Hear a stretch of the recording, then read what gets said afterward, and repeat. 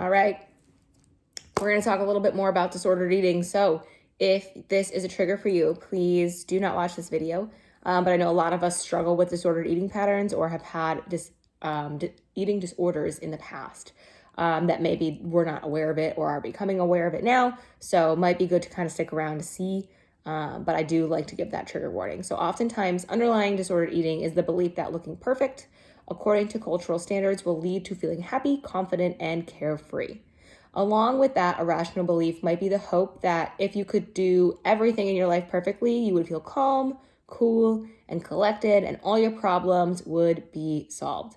People who believe that perfection is attainable are often anxious, unhappy, stressed, and lonely because they're in pursuit of a goal that can never be achieved unless they come to realize that messiness and imperfection is part of what it means to be perfectly human, you know? Perfectionists often start the day with thoughts like these, like I'm going to be good today. I'm not going to eat any bad foods, and I will work out harder than ever. And because the list of bad foods tends to increase as disordered eating and thinking grows stronger, this can severely limit your food choices, often resulting in starvation and or the restrict and binge, which can then lead to eating mindlessly, like I said, which then can lead to thoughts like these. I wanted to be so perfect with everything, and now I went and ate some M&Ms. The whole day is ruined. What's wrong with me? I'm so gross, blah, blah, blah.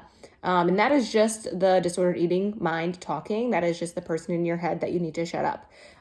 This type of downward spiral can lead to destructive behaviors and thoughts, and it all began with unrealistic and unhealthy expectations of perfection. Drop the expectation, and you'll be surprised at how your attitude towards yourself might shift. You might be able to be more loving and helpful and make choices that nourish your body rather than hurt them.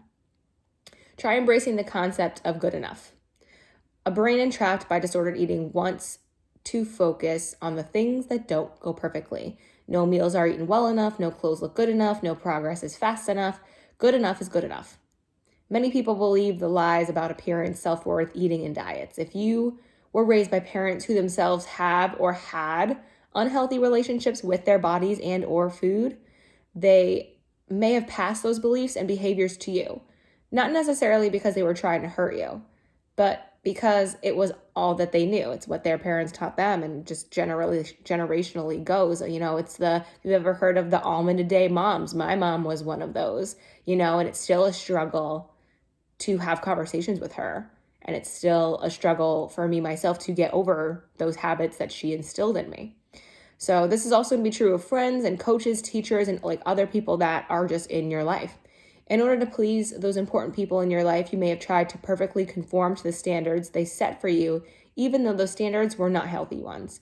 Remember, life is full of setbacks. Expect them, accept them, learn from them, and move on.